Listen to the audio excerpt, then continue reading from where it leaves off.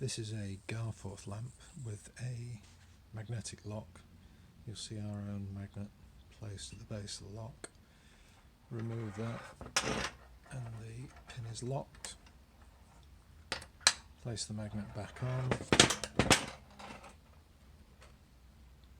and you can open the fuel filler flap carefully into the gap. When we remove the magnet, you will see the pin come back into position, and then withdraw when the magnet is placed. Most lamps from nationalisation in 47 would have had a magnetic lock. Initially that was the Type 6 and later the Garforth, as this is, which replaced the Type 6 from the mid-1970s onwards.